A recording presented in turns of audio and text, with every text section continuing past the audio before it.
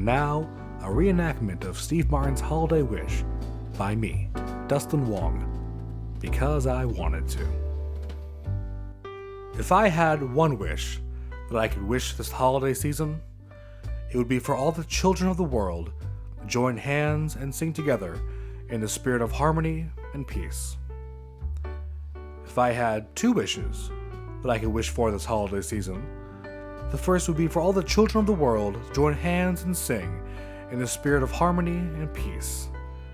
And the second would be for $30 million a month to be given to me, tax-free, in a Swiss bank account. You know, if I had three wishes that I could make this holiday season, first, of course, would be for all the children to get together and sing, and the second would be for the $30 million every month to me, and the third would be for all-encompassing power over every living thing in the entire universe.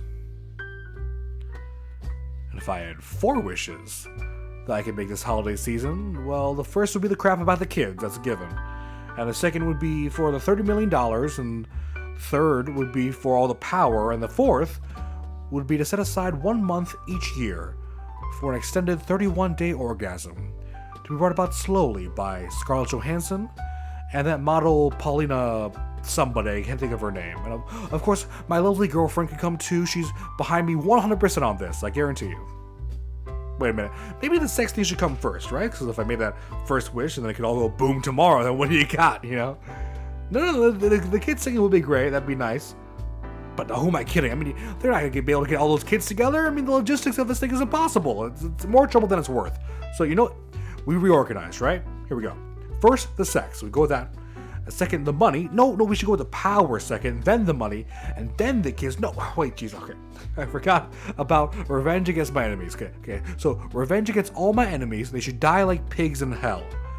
That would be the fourth wish. And of course, my fifth wish would be for all the children of the world to join hands and sing in a spirit of peace and harmony. Thank you.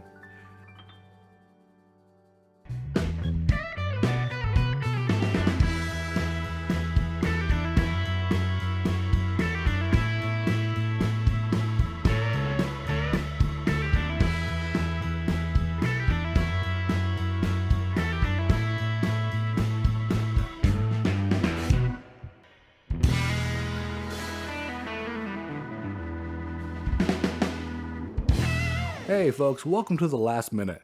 I'm Dustin Wong, and I know our whole deal is being late to things, but who the hell is Brandon and where is he going?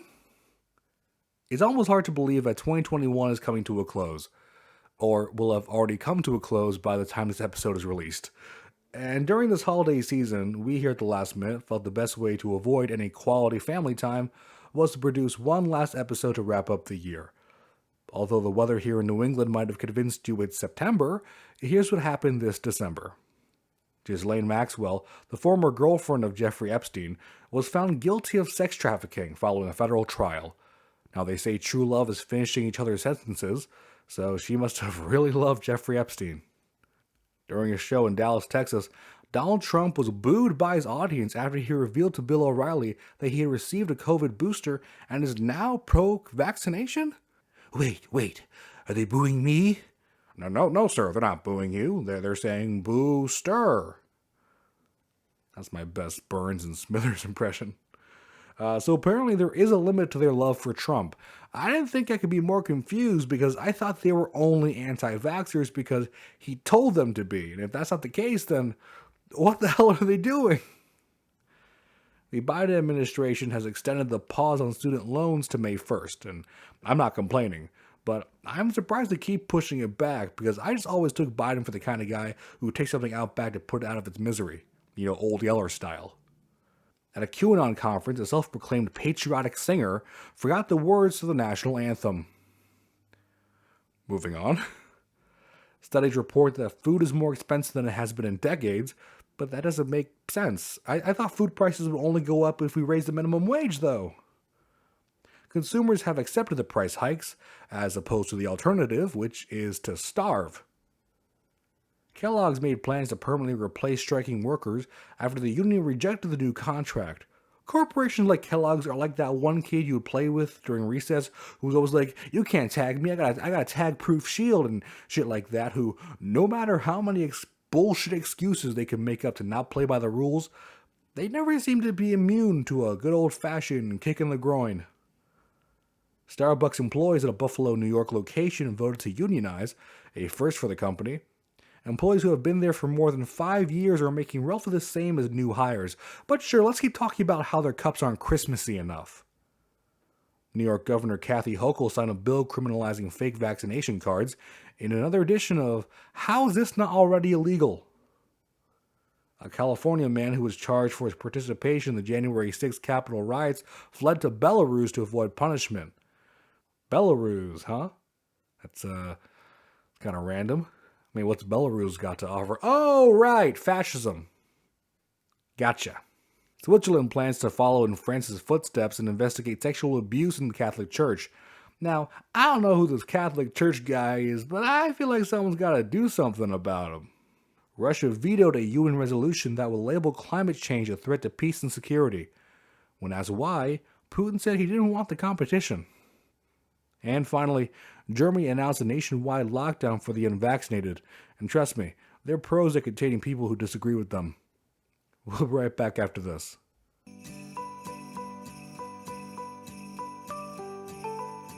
Hey gang, I'm Chris Hughes, producer of Home Alone and Home Alone 2, Lost in New York. I just wanted to say thank you for allowing the McAllister family into your homes every Christmas and making our films a part of your holiday traditions. In the first film, Kevin is left home alone after some wacky mishaps, and we watch him fend for himself while also setting up some comical traps for a pair of bumbling burglars. We never expected the film to become a hit, let alone one of the highest grossing Christmas movies of all time.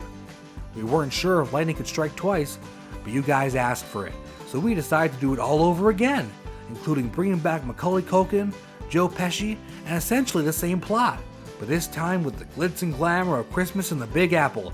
That's right, we're talking New York City, baby. We're so proud of these films, and we love how much you love them. That's why I'm excited to announce that after all these years, we are currently working on a third installment to the Home Alone. I'm sorry?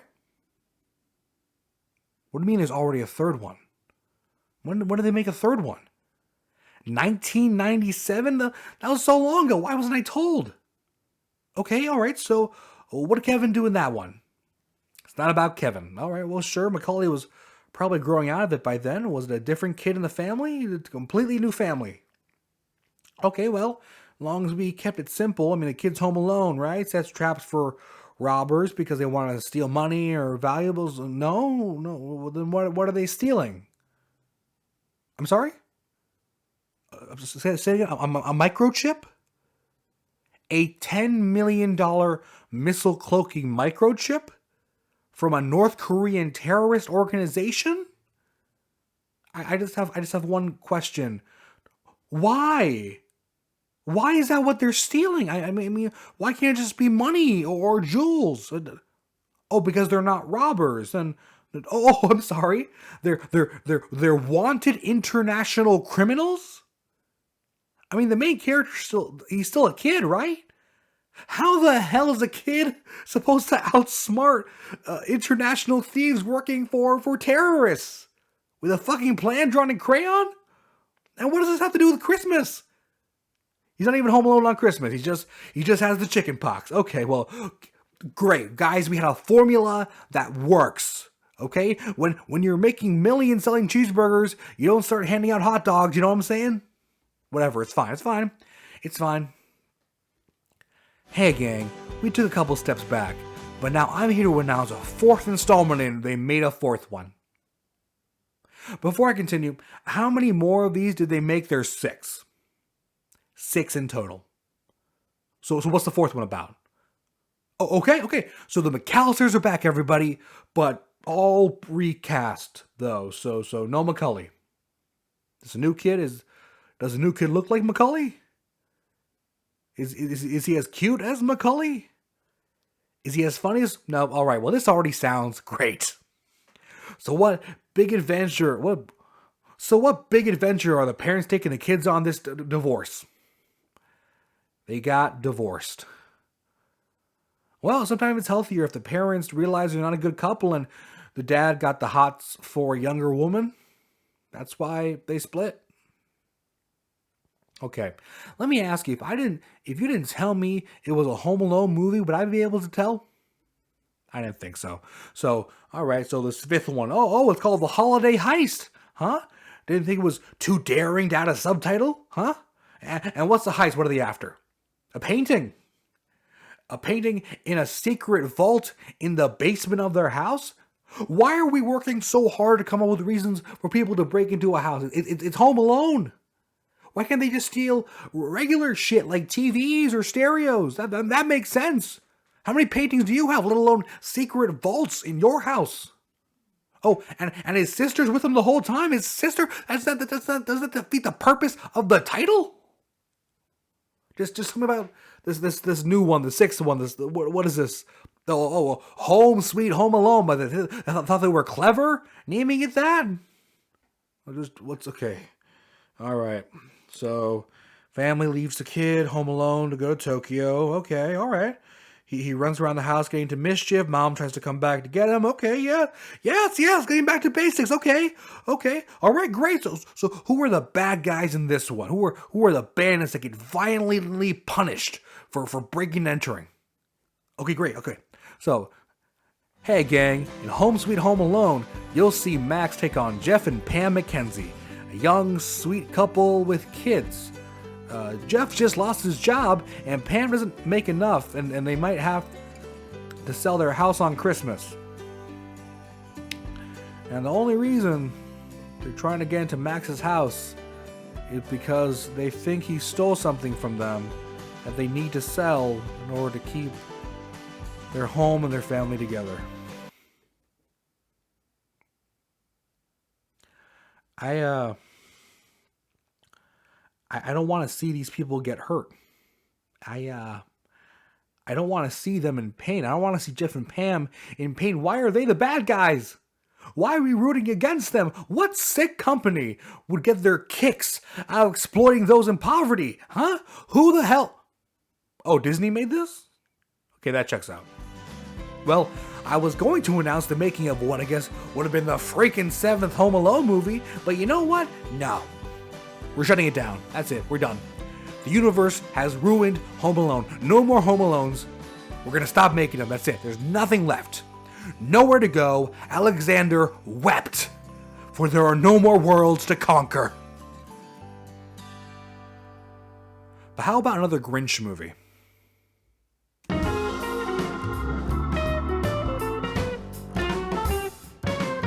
So, anti-vaxxers have become sheep without a shepherd. And with the money I'll be saving by not paying my student loans yet, I'll still be barely getting by. But in other news, a convicted arsonist was named the acting chief of the Illinois Fire Department, a classic case of it takes one to know one. A man who received open heart surgery won $1 million from a scratch ticket that came in a get well card, and now he'll be able to pay off half his medical bill. Bomb squad was called to Gloucestershire Royal Hospital after a man got a World War II mortar stuck up his butt. The man was a military enthusiast and said he somehow tripped and fell onto the bomb. Oh yeah, happens all the time to people trying to get off. I'm sorry, did I say enthusiast? I meant fetishist. Top Excel experts battled it out in an esports-like competition to create the best spreadsheets. The competition would likely have been a sight to behold if they didn't spend the whole weekend formatting the brackets. Dr. Oz will end his show in January as he plans to run for the Senate in Pennsylvania. What, a TV personality going into politics? Oh yeah, good luck. I think voters are a little more sophisticated than that. I'm not worried. At all. CNN fired Chris Cuomo after it was discovered he used media sources to find information on his brother Andrew's accusers. Now, I haven't seen two Italian brothers be more ride or die for each other since Mario and Luigi. This Christmas, the Cuomo boys didn't fight over who mommy loves more, but instead who mommy is less ashamed of. But as CNN loses one anchor, it gains another. Chris Wallace has decided to leave Fox News for CNN's upcoming streaming service, and take with him any shred of integrity Fox News had left. And finally, Nicolas Cage has been cast as Dracula in an upcoming film. And if those words don't excite you, then we can't be friends. Now, for every episode of The Last Minute that we do, we write a ton of jokes, but not all of them make the final cut. Either because the episode was running long, other jokes were funnier, or because Liam wrote them. So as we end our first season, the writers and I have compiled a few of our favorite jokes that ended up on the cutting room floor. We're hoping you'll enjoy them, or see why we didn't use them in the first place. Either way, we need to pad the runtime, so here we go! All the way back in January, Nickelodeon announced a CGI reboot of the hit 90s cartoon Rugrats, as well as renew the reboot for a second season, making the original series yet another victim of this century's nostalgia holocaust. And that is exactly how we're setting the tone of this segment. Philadelphia officially changed Columbus Day to Indigenous Peoples Day, and no, Jim, being born in America does not count as being indigenous. Amazon admitted that their own drivers were subjected to urinating in water bottles on the clock. This news was infuriating to hear, but I couldn't help but be impressed when I discovered the drivers they referred to were female. In April, the BBC set up a separate section on their website to receive complaints about too much Prince Philip coverage. We were considering a similar initiative, but regarding the number of HelloFresh ads on YouTube. This joke was also sponsored by Squarespace. During the Summer Olympics, Simone Biles made headlines after deciding to sideline select events. She chose not to comment on her decision, and by coincidence, those who spoke out against her decision also chose not to comment when asked the last time they did a somersault. Speaking of games, video game publisher EA announced in June that hackers claimed over 780 gigabytes of data, as well as their Frostbite source coding program, but still had to pay additional fees for DLC exclusives. The Emmys awarded Claire Foy Outstanding Guest Actress in a Drama Series, even though she only appeared on screen for 1 minute and 49 seconds, which she claims was enough time for her ex-husband. Oh, what? Claire, wow. Also in 2021, 16 to 24-year-olds were accused of killing the traditional phone call. When asked to comment, they replied, "Just text me." And finally, many ended the year by celebrating Britney Spears' new independence, as her father's title of conservator was officially removed. Unfortunately, this by default will also remove Britney Spears' status as relevant in pop culture. Wait a minute, what? Leave Britney alone, Ricky. My God.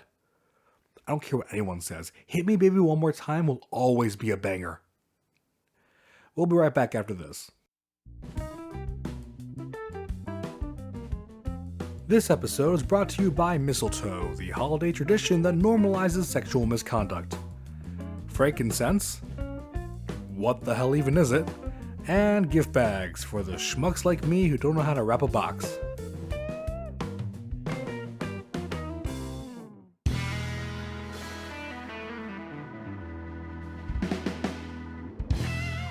Well, typically I would have one last joke here to wrap up the show, but instead I'm gonna say go watch anything with Betty White in it and just marvel at how she delivers a joke.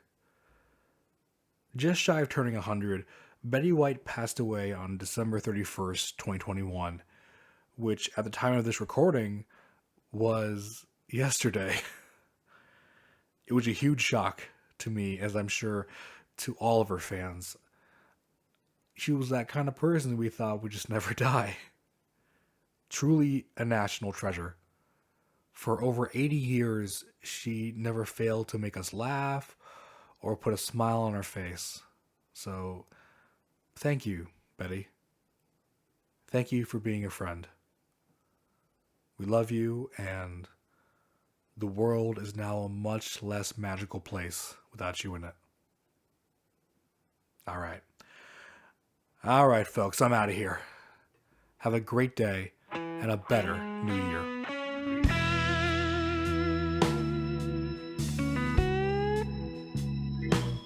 The Last Minute with Dustin Wong, a 20-something Studios production. Hosted by me, Dustin Wong. Written by Dustin Wong, Hunter Bustamante, Liam Foley, and Ricky Hamilton. Cover art by Joey Bachand. And a special thanks to Axum Creative. Contact the show at thelastminute.dw@gmail.com.